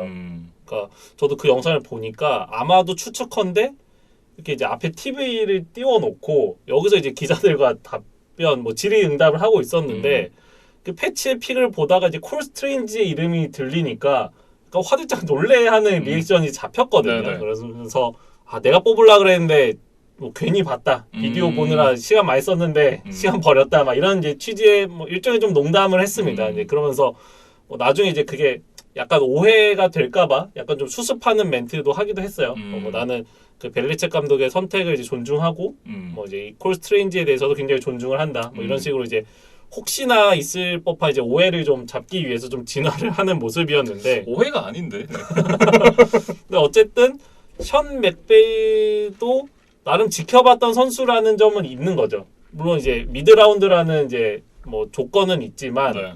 분명히 이제 2부 리그 선수지만 이제 몇몇 NFL 팀들은 이 선수가 알짜라는 거를 캐치를 하고 나름 뽑을 준비를 하고 있었던 팀들이 네. 있었을 것이다. 라는 이제 추측은 좀 가능합니다. 그러면 2라운드에서 뽑았어도 되지 않았을까? 근데 굳이 트레이다운을 해서 이 선수를 뽑았던 게 글쎄요. 물론 이제 뚜껑을 열어봐야 되겠지만 저는 사실 이제 코너백 쪽에도 니즈가 있었던 페이트리어츠이기 때문에 자브릴 페퍼스 선수를 영입하고 말콤 버틀러가 이제 은퇴해서 돌아오긴 했습니다만 장기적인 대안도 필요하거든요. 그런 측면에서 봤을 때는 이제 저는 원래 이 픽을 유지를 하고 이 칩스가 뽑았었던 트렌트 맥더피를 그냥 뽑는 게 낫지 않았나. 그리고 2라운드 픽으로 이 콜 스트레인지를 뽑았어도 충분했을 것 같다라는 생각이 들긴 하거든요. 그러니까 공교롭게도 이제 패치와 트레이드를 해서 올라온 칩스가 딱 코너백 이제 트렌트 맥더피를 뽑았기 때문에 이 픽이 좀 두고두고 좀 비교가 되지 않을까 싶어요. 아, 네, 그렇죠. 콜 스트레인지와 트렌트 맥더피가 이제 어떤 커리어를 보낼지는 모르겠지만 만약에 스트레인지가 뭐 그다지 좋은 모습을 보이지 못하고 맥더피가 뭔가 주전 코너백으로 자리를 잡는다면 이 선택에 대해서 이 빌 벨리책 감독의 좀 비판이 가해지지 않을까? 뭐 좀 그런 이제 걱정이 되는 상황입니다. 그렇죠. 약간 이제 트루비스가 영원히 고통받는 것과 좀 비슷한 느낌이겠죠. 이렇게 이제 이 이상한 픽이었던 정말 스트레인지한 픽이었던 콜 스트레인지 선수를 살펴봤고 다음은 이제 2라운드 전체 50번으로 뽑은 와이드 리시버 타이칸 손튼 선수에 대해서 좀 살펴보겠습니다. 이 선수는 이제 이 5라운드 픽을 희생하면서 트레이드업을 해 올라온 페이트리어츠가 뽑은 선수고요. 이 선수는 이제 컴바인에서 40야드 대시 기록이 4.28. 굉장히 빠른 선수입니다. 그러니까 베일러 출신의 이제 와이드 리시버 선수인데 말씀해주신 대로 지금 4.28초예요. 네. 그래서 이번 시즌 드래프트에 참가했던 와이드 리시버 포지션 선수 중에서는 단연 1위 기록이고 역대 1위인 이 존 로스 그 이름은 와 비교를 해도 로스가 사실 4.22초거든요. 네. 그러니까 뭐 크게 떨어지지 않는 훌륭한 기록이다라고 좀 말씀을 드려야겠어요. 네. 어쨌든 이제 그 이름을 언급하는 게 조금 불길한 느낌 들긴 하는데 아무튼 이제 타이칸 손튼 선수가 이제 갖고 있는 이제 이 스피드를 생각을 하면 조금 이제 높이의 파커 그리고 스피드의 손튼 좀 베리에이션을 줄 수 있다. 다양한 디멘전을 좀 갖췄다 이렇게 얘기를 할 수 있을 것 같습니다. 그러니까 확실한 특장점이 있는 파커와 손튼을 영입을 한 것이 좀 패치 리시버진의 좀 큰 변화다 이렇게 좀 이야기를 하고 싶어요. 그래서 뭐 맥 존스가 과연 이 선수들의 장점을 얼마나 살려줄 수 있을지 좀 지켜봐야겠습니다. 그리고 이제 3라운드, 4라운드에서는 두 명의 존스를 뽑았는데요. 마커스 존스 그리고 잭 존스입니다. 두 선수 모두 이제 코너백 선수인데 마커스 존스는 이제 이 코너백 그리고 세이프티를 모두 다 뛸 수 있는 유틸리티 자원이라고 하고요. 그리고 이제 잭 존스는 슬락 코너백 그리고 이제 아웃사이드 코너백을 모두 겸할 수 있는 그런 선수라는 평가입니다. 그러니까 앞서 1라운드에 뽑지 않았던 코너백을 이제 미드 라운드에서 이제 두 명의 선수로 보강을 했습니다. 그래서 뭐 빌 벨리책 감독의 뭐 안목이 통할지 이 두 명의 존스가 어떤 역할을 해줄지 좀 중요할 것 같아요. 사실 이제 이 선수들의 역할이 상당히 중요한 게 뉴잉글랜드 페이트리어츠 같은 경우는 굉장히 변칙적인 그런 수비 스킴을 많이 가져가잖아요. 뭐 니켈이나 다임까지 갔을 때 이 선수들이 어떤 퍼포먼스를 보여줄 수 있는지 이런 부분도 좀 한번 지켜봐야 될 것 같고요. 이렇게 이제 뉴잉글랜드 페이트리어츠의 이번 오프 시즌에 대해서 좀 전반적으로 다뤄봤는데 김미준 아나운서는 얼마나 좀 만족을 하고 있는지 궁금합니다. 저는 늘 이제 이 FA 시장이나 드래프트에서 100% 만족을 했던 적이 한 번도 없습니다. 특히나 드래프트는 항상 이제 잘 줘야 씨뿔 이런 느낌이었기 때문에 글쎄요. 뭐 올해도 기대치가 높지 않았기 때문에 그렇게까지 실망하진 않았는데 좀 걱정이 되긴 합니다. 다른 팀들의 이제 선수 보강을 살펴보면 지금 점점 더 이 AFC 이스트가 아메리칸 리그 동부지구처럼 되어 가는 느낌이거든요. 예. 아직까지는 그 정도는 아니지만 점점 더 이제 이 지구 우승하기가 힘들어지는 그런 구조가 만들어지고 있는 느낌이라 좀 걱정이 됩니다. 올 시즌. 일단 뭐 돌핀스나 뭐 빌스 이런 팀들이 이제 워낙 막강해졌기 때문에 패트리어츠의 빌 벨리책 감독도 이 지구 라이벌들을 분석하고 그들을 이제 파괴하는데 더 많은 시간을 좀 쏟아야 될 것 같아요. 네. 조금 한숨이 나오네요. 예. 어쨌든 뉴잉글랜드 페이트리어츠 이렇게 좀 살펴봤고요. 다음은 이제 버팔로 빌스로 이어가겠습니다. 지난 시즌 11승 6패 기록하면서 지구 우승을 차지했었던 버팔로 빌스였고요. 드래프트 후에 이제 드래프트 선수들이 포함된 파워 랭킹에서 당당하게 1위에 랭크아웃된 버팔로 빌스였습니다. 그만큼 탄탄한 로스터를 이미 가지고 있었던 팀이 이제 바로 빌스고 뭐 뒤에 이야기하겠지만 수비에서 또 대형 뭐 스타를 한 명 영입을 했기 네. 때문에 뭐 어떤 마지막 약점까지도 다 채운 것이 아닌가 뭐 그런 좀 기대가 되는 시즌입니다. 일단 이제 이 케이스 키넘 선수부터 좀 얘기를 해야 될 것 같은데 조시 앨런이라는 이제 확고부동한 주전 쿼터백이 있는 상황에서 케이스 키넘을 백업 쿼터백으로 영입을 했습니다. 백업으로 있기에는 거의 탑급이다 이렇게 말씀을 드릴 수가 있을 것 같거든요. 그러니까 브라운스에게 7라운드 픽 한 장을 줬으니까 뭐 큰 출혈 없이 백업 쿼터백까지 좀 안전하게 영입을 했어요. 그래서 어떤 우승을 노리는 빌스에게는 굉장히 좀 좋은 움직임이었다 이런 이제 평가를 할 수 있을 것 같고 뭐 좀 다른 의미로 살펴보면 이 미니애폴리스 미라클의 두 주인공이 이 버팔로에서 제외를 했다. 그래서 스테판 딕스와 케이스 키넘이 이제 다시 한 유니폼을 입게 된 뭐 그런 좀 뭐 특별한 의미도 있었습니다. 하지만 이제 케이스 키넘 선수가 스테판 딕스에게 공을 던지는 일이 발생해서는 안 되겠죠. 아 그렇죠. 예. 네. 그리고 이제 이 와이드 리시버 제미슨 크라우드 선수를 또 영입을 했는데 지난 시즌에 영입했었던 이제 임매뉴얼 샌더스와 연장 계약을 하지 않았습니다. 그리고 이제 그 자리를 채우기 위한 영입이다 이렇게 봐야겠죠. 제츠에서 뛰었던 이 제이미슨 크라우더와 1년 계약을 맺었는데 제츠에서의 커리어를 살펴보면 이제 3년 동안 뛰었거든요. 근데 이제 해가 갈수록 기록이 나빠지기는 했어요. 근데 2019 시즌에 뭐 썩 퍼포먼스가 좋지 않았던 샘 다놀드와 호흡을 맞추면서도 800야드 이상 6개 터치다운을 기록을 했던 선수니까 이제 빌스에 와서 더 이제 좋아진 환경, 그다음에 이제 상대 수비의 견제도 좀 덜해진 환경에서 조시 앨런과 함께 뛴다면 2019 시즌에 좀 근접한 퍼포먼스를 낼 수 있지 않을까? 뭐 빌스 팬들은 좀 그런 기대를 할 것 같아요. 네. 사실 이제 제가 항상 말씀드리잖아요. 앨런 로빈슨, 뭐 제이미슨 크로드 이런 쿼터백이 좋지 않은 팀에서 어느 정도 이상의 성적을 냈던 선수들은 그 보정을 좀 해줘야 된다. 그러니까 실제로 이제 이 팀에 이적을 해서 왔을 때 이 선수가 진짜 갖고 있는 역량이 이제 드러날 수 있거든요. 그런 부분이 빌스 팬분들은 상당히 좀 기대가 될 것 같고 저도 제치에서 보여줬던 모습은 다가 아닐 것 같다라는 생각이 들긴 합니다. 뭐 만약 김민준 아나운서의 말대로 된다면 뭐 기존에 있던 스테판 딕스 그다음에 많이 성장한 게브리얼 데이비스와 함께 이 크라우더까지 뭐 빌스의 패싱 공격이 더욱 무서워질 것 같고 생각도 하기 싫네요. 그리고 이제 타이트엔드와 러닝백 쪽에서 이제 백업 내지 로테이션 멤버로 활용할 수 있는 오제이 하워드 그리고 듀크 존스는 영입을 했습니다. 네, 사실 이 선수들은 이제 기존에 있는 멤버들이 워낙 좋기 때문에 백업 정도의 역할만 해줘도 충분하다 이렇게 좀 말씀을 드릴 수가 있을 것 같고. 그리고 이제 가드 로저 세폴드 선수도 영입을 하면서 오라인 역시도 한층 업그레이드가 됐는데 전반적으로 이제 약점이 없던 팀에서 그나마 좀 약한 연결고리들도 한층 업그레이드가 됐다 이렇게 좀 봐야 될 것 같아요. 뭐 로스터 자체가 워낙 탄탄했으니까 한번 좀 뭐 건물에 비유를 하면 안전 점검을 한번 쭉 한 바퀴 돌면서 아주 뭐 작게 있던 균열들마저도 뭐 이렇게 좀 매움질을 했다. 네. 뭐 그런 오프 시즌이었다고 좀 평가를 하고 싶습니다. 그렇습니다. 오펜스 쪽에서도 이제 이 쏠쏠한 역입이 많았었던 빌스였는데 진짜는 디펜스에 있습니다. 본 밀러 선수를 데리고 왔어요.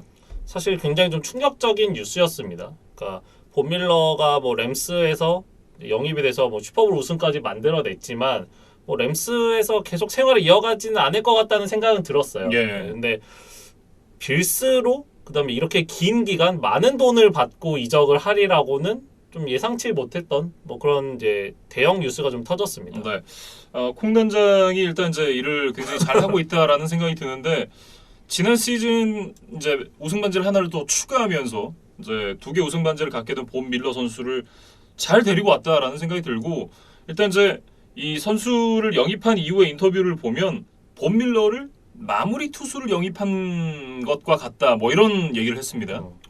그러니까 최근 빌스가 이제 높은 곳에서 결정적인 순간에 미끄러졌던 좀 과거들을 살펴보면 결국 이제 칩스를 넘어서지 못했던 것이 이제 결정적이었거든요. 그렇죠. 근데 이제 칩스가 물론 타이릭 힐은 없어지기는 했지만 워낙 이제 강력한 공격력을 자랑했던 팀이고 특히 이제 지난 시즌 같은 경우에는 이제 뭐 공격 대 공격으로 뭐 거의 난타전처럼 이제 주고받다가 결국에는 이제 빌스가 패하고 말았는데 그 4쿼터 막판 난타전에서 한두 번 정도만 마홈스를 좀 제어할 수 있었다면 네. 그러면 이제 빌스가 더 높은 곳으로 올라갈 수 있지 않았을까라는 생각을 많은 팬분들이 하셨잖아요. 그러니까 이 빌스의 빈 단장도 좀 비슷한 느낌을 받았던 것 같아요. 네. 그래서 그런 이제 마지막 수비에서 방점을 찍어줘야 될 상황에서 이제 슈퍼스타가 좀 필요하다고 생각을 했고 그게 좀 본 밀러라고 좀 이제 판단을 한 것으로 보입니다. 네.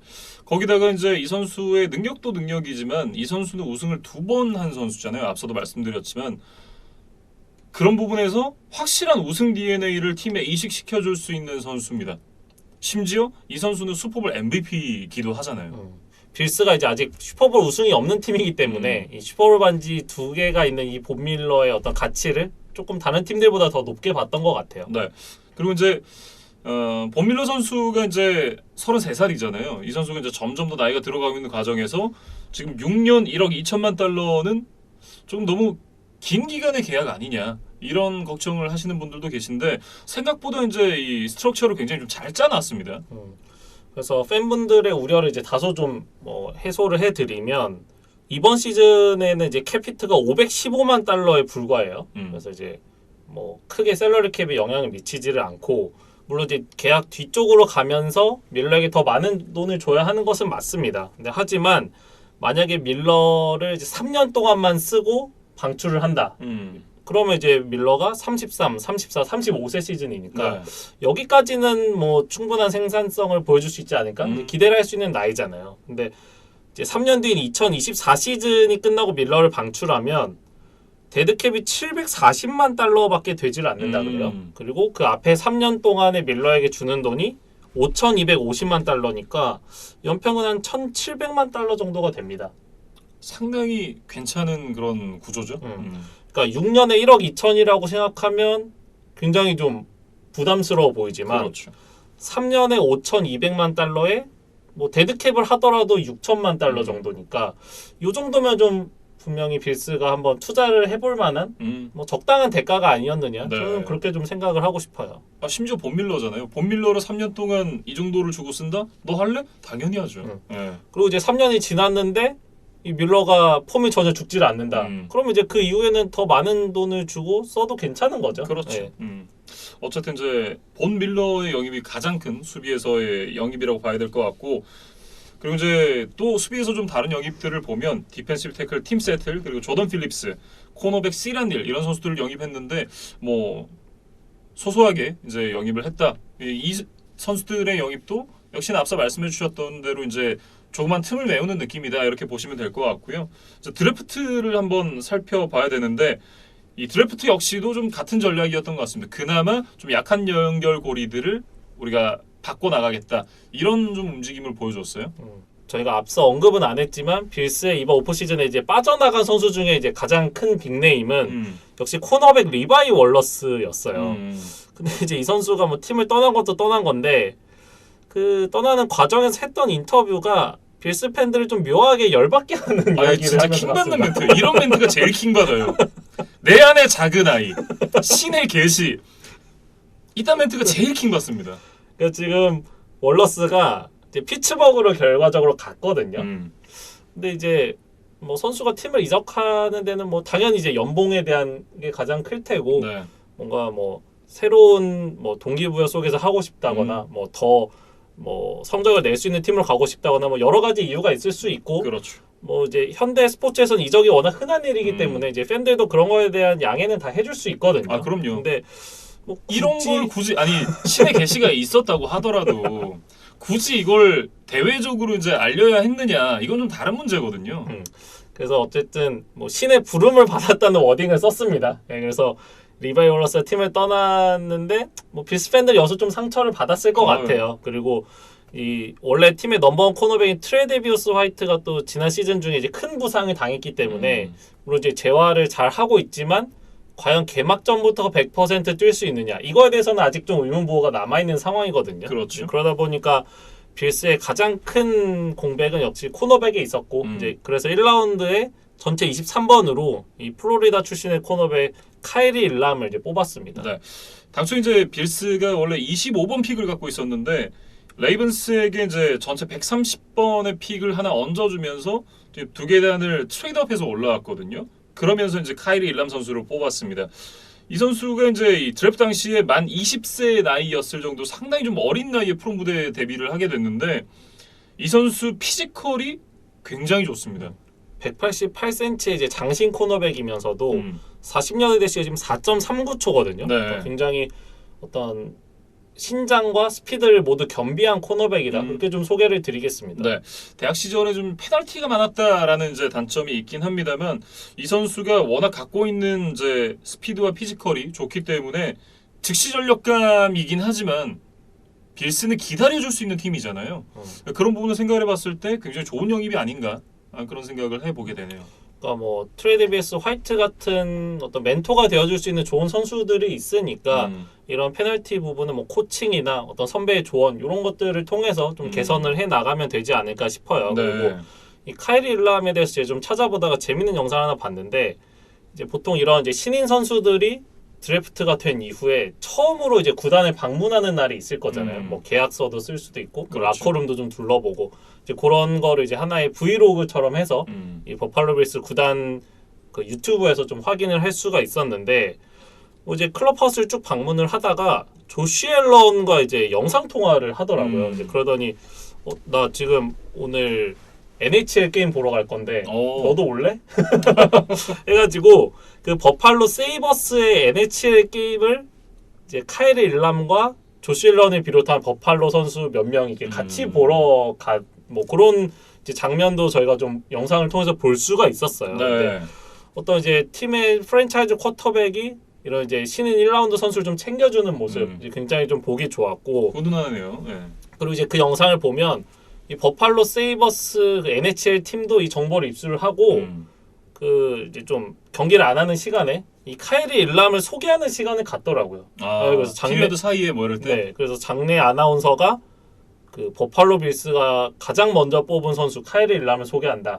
이러면서 이제 일람이 일어나서 인사를 하고 이제 버팔로 지역 팬들이잖아요. 그렇죠. 지역 스포츠 팬들이 일람에게 좀 많은 박수를 보내주는 그런 좀 훈훈한 장면을 볼 수가 있었는데 이 일람이 이제 플로리다에서 대학 시절을 보내긴 했지만 이제 좀 추운 동네로 와서 어떻게 보면 좀 외로울 수도 있는데 그렇죠. 이게 좀 지역 팬들의 이제 환영을 받으면서 조금 소속감을 갖는 계기가 되지 않았을까? 뭐 그런 좀 기대를 해봅니다. 네, 이렇게 이제 1라운드에 뽑았던 코너백 카이리 일람 선수를 살펴봤고요. 2라운드 전체 63번으로 지명이 된 조지아 출신의 러닝백 제임스 쿡 선수에 대해서 좀 살펴보도록 하겠습니다. 듀얼 스레트형 러닝백을 갖고 싶었던 이제 빌스였는데 원래 제디 맥키식 선수와 이제 어느 정도 합의가 됐었던 상황까지는 이르렀는데 결국 맥키식이 이제 워싱턴 잔류를 선택을 했거든요. 그러면서 좀 계획이 틀어졌고 이제 좀 노선을 이제 드래프트를 통해서 영입을 하는 것을 좀 바꿨던 것 같아요. 네. 그러면서 2라운드에 이 제임스 쿡을 뽑았는데 조금 많이 들어본 이름입니다. 그렇죠. 성이 굉장히 친숙하죠. 네. 그래서 바이킹스의 주전 러닝백 델빈 쿡의 친동생이에요. 지난 시즌 이제 조지아에서 뛰면서 이 자미로 화이트 선수와 스냅을 나눠 가졌는데 728 러싱 야드, 284 리시빙 야드. 뭐 굉장히 인상적인 숫자는 아닙니다. 그래서 이제 좀 리치픽이다라는 얘기도 있긴 한데 저는 이제 이 혈통 피출 이런 거 믿거든요. 예. 그 뭐 100% 신뢰한다 이런 건 아니지만 그 형이 잘하는데 동생이 아주 못하긴 쉽지 않거든요. 뭐 조이 보사와 닉 보사 뭐 이런 관계에서도 우리가 좀 볼 수 있죠. 네. 그러니까 뭐 그 정도로 탑급의 모습을 보여줄 것인가 그건 이제 알 수 없지만 보통 이제 이 선수들끼리 형제들끼리 이제 실력이 차이가 나도 S급 선수의 형제들이 F급 선수가 되긴 쉽지 않거든요. 뭐 스테펀 딕스와 트레본 딕스 뭐 최근에 이제 그런 사례도 있었고 그래서 뭐 이런 뭐 풋볼 DNA가 이 제임스 쿡에게도 잘 전달이 됐다면 뭐 나름 좋은 모습을 좀 기대해 볼 수 있을 것 같습니다. 그래서 뭐 다소 이제 리치픽이라는 평가가 있기는 하지만 빌스는 좀 명확한 플랜이 있었던 것 같아요. 그러니까 이번 드래프트에 나온 모든 러닝백 중에 패스 캐치를 잘하는 선수를 무조건 뽑자. 네, 그게 이제 빌스의 플랜이었던 것 같고 그렇다면 제임스 쿡을 뽑은 것이 뭐 저는 이제 당연한 선택이었다고 이제 생각이 됩니다. 그래서 지난 시즌 이제 27번의 패스 캐치를 했는데 드랍이 하나도 없었다고 해요. 네, 그래서 러닝백 치고는 이제 굉장히 볼 스킬이 이제 뛰어난 선수고 또 좋은 라우트 러닝 능력도 가지고 있어서 이 라인베커들을 제치고 뭐 세퍼레이션을 만들어낼 수 있다. 그러니까 러닝백이 세퍼레이션을 만들어낼 수 있다는 평가를 받는 건 사실 그렇게 쉬운 일은 아니거든요. 그렇죠. 그래서 제임스 쿡이 이제 그런 좀 특장점이 있는 선수니까 이제 빌스의 뭐 코칭 스태프와 조시 앨런이 이 선수를 어떻게 활용할지가 좀 관건이 되겠습니다. 네. 일단 저 기존의 데빈 싱글테리 그리고 잭 모스 이런 선수들이 있는 상황인데 여기다가 이제 이 듀크 존슨도 있죠. 거기다가 이번에 추가된 제임스 쿡까지 뭐 러닝백 진영이 상당히 좀 짱짱한 이 빌스가 되겠습니다.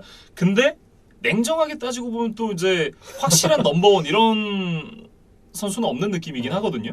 고만고만한 선수들이 좀 각자의 역할, 각자의 특장점을 가지고 좀 그때그때 활용이 좀 돼야 될 것 같아요. 예. 그래서 뭐 데릭 켄리나 조나단 테일러 같은 선수는 없지만 좀 명확한 분업화를 통해서 결국 이제 러닝백은 보통 한 명만 쓰니까. 그렇죠. 예.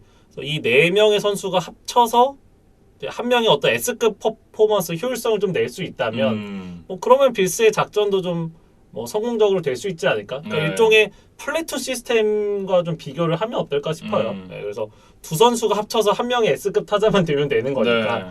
과연 이제 그런 퍼포먼스를 이 뭐 세네 명의 러닝백이 좀 나눠서 할 수 있을지 좀 지켜보겠습니다. 웬만해서 이제 하위 라운드 선수들은 얘기 잘 안 하려고 하는데 이 선수는 얘기를 해야 될 것 같습니다. 6라운드 전체 180번으로 맷 아라이자라는 펀터를 지명을 했습니다. 이번 시즌 드래프트의 뭐 몇 가지 뭐 특징 중에 하나가 스페셜팀 요원들이 꽤나 많이 뽑혔다는 네. 거예요. 그래서 이 선수 지금 6라운드 180번이기는 한데 이 선수가 첫 번째 뽑힌 스페셜팀 선수가 아니고요. 아마 제 기억에는 세 번째로 뽑힌 펀터였던 것 같아요. 네. 그러니까 그 정도로 어떤 스페셜팀 선수들에 대한 NFL 팀들의 어떤 관심이 좀 늘어난 것 같아요. 그러니까 예를 들면 저스틴 터커나 구영애 같은 솔리드한 키커의 존재가 얼마나 중요한지 이런 것들이 좀 많이 드러나고 있고 뭐 펀터도 마찬가지인 것 같습니다. 예. 예, 그래서 이 아라이자를 뽑았는데 지난 시즌 이제 버팔로의 펀터 맷 핵이라는 선수가 있었는데 이 선수의 기록이 썩 좋지를 않았어요. 뭐 펀터를 평가하는 여러 가지 요소 중에 뭐 꼭 뭐 펀팅 야드로만 모든 걸 평가할 수 있지는 않지만 그럼에도 불구하고 리그에서 두 번째로 나쁜 성적이었거든요. 그래서 뭐 빌스는 이제 대부분의 로스터의 약점을 채웠기 때문에 이런 이제 스페셜 팀에도 좀 관심을 기울였던 것 같고 네. 이런 이제 펀터나 키커의 한 번의 실수가 이제 플레이오프 게임에서 큰 영향을 미칠 수 있기 때문에 그래서 좀 그런 약점을 메우고자 이 6라운드 픽을 이 아라이자에게 좀 쓴 것으로 보입니다. 네. 사실 저는 이제 보통 아마 기억하시는 분들 많으시겠지만 펀터 뽑으면 저는 보통 욕을 하는 사람이거든요. 근데 빌스의 경우는 좀 다르지 않나라는 생각이 드는 게 제가 그때 당시 이제 욕을 했던 거는 약팀들이 펀터를 지명을 한 경우가 많았어요.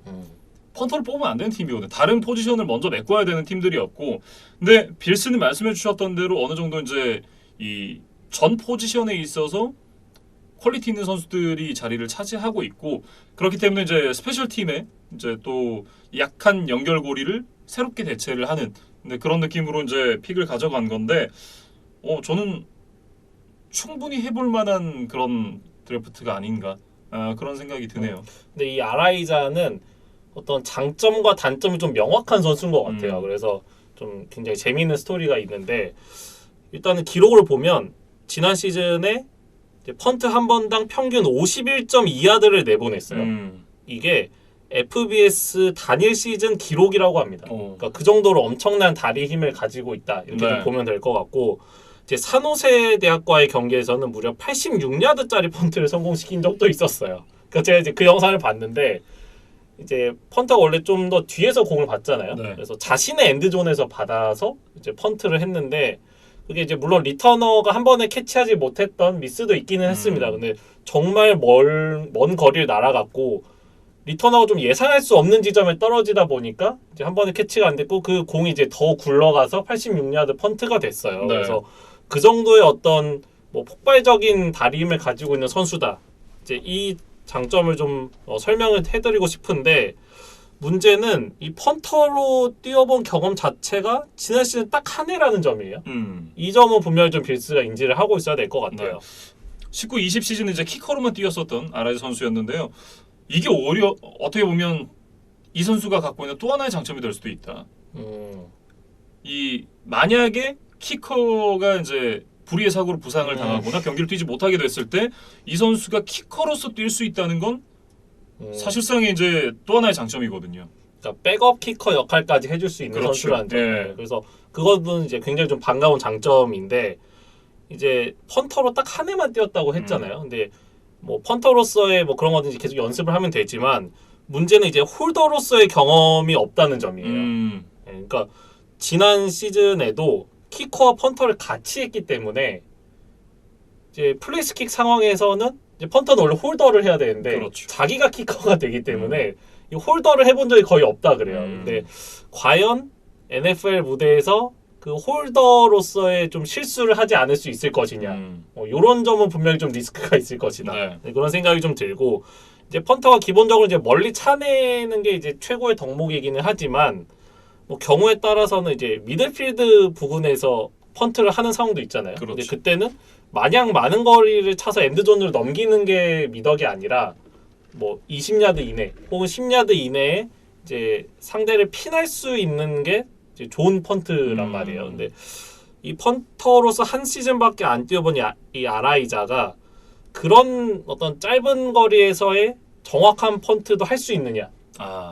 그러니까 강속구는 가지고 있는데 이게 제구가 되느냐? 뭐 약간 이렇게 표현을 할 수 있겠네요. 뭐 그런 거죠. 네. 이제 과연 떨어지는 공에 대한 레퍼토리가 있느냐? 예, 뭐 그런 거는 좀 지켜봐야 된다. 그래서 뭐 행타임이나 뭐 방향 설정 이런 것들은 분명히 좀 개선해야 될 점이 있다는 평가를 받는 선수거든요. 네. 근데 이제 워낙 가지고 있는 뭐 타고난 이 다리 힘이 좋기 때문에 이런 좀 세부적인 테크닉만 잘 가다듬는다면 좀 뭐 리그를 깜짝 놀라게 할 새로운 펀터의 등장이 될 수도 있다. 그렇게 좀 평가를 하겠습니다. 네, 이렇게 이제 이 신인 드래프트까지 살펴봤습니다. 전반적으로 이제 버팔로 빌스의 오프 시즌 움직임을 좀 평가를 해보자면 저는 화용 점정 같아요. 결국 이제 본 밀러 선수의 영입으로 인해서 그냥 팀이 완성이 됐다 이런 느낌이거든요. 밀러가 지난 시즌 램스에서 보여줬던 어떤 클러치한 능력, 또 빅게임에 강한 어떤 뭐 DNA 이런 것들만 잘 보여준다면 이제 빌스가 정말 더 무서운 팀이 될 것 같고 저는 이제 그 신의 글씨를 바꿔 떠난 그 선수 대신 들어온 이 카이리 일람이 1년 차부터 이제 주전 코너백 역할만 해줄 수 있다면 네. 빌스가 정말 이제 프랜차이즈 최초의 우승에 한번 도전할 수 있는 뭐 시즌이 되지 않겠느냐 그런 이제 예상까지도 좀 해봅니다. 네, 이렇게 이제 AFC 동부지구 네 팀에 대해서 살펴봤고요. 다음은 어디로 가죠? 이제 NFC 사우스로 좀 가볼 예정인데 제가 뭐 조금 시간이 남아서 한두 팀 정도 좀 해보고 있거든요. 근데 이제 또 재밌는 이야기들이 많더라고요. 예. 이제 맷 라이언도 떠났고, 그렇죠. 뭐 톰 브래디도 뭐 돌아왔고, 뭐 최근에 또 뭐 방송사와 계약도 맺었고, 네. 뭐 그런 좀 재밌는 이슈들이 있는 지구기 때문에 또 저희가 잘 준비를 해서 다음 주에 또 팬분들께도 전해드릴 수 있도록 하겠습니다. 네, 저희는 다음 주에 NFC 사우스로 돌아오도록 하겠습니다.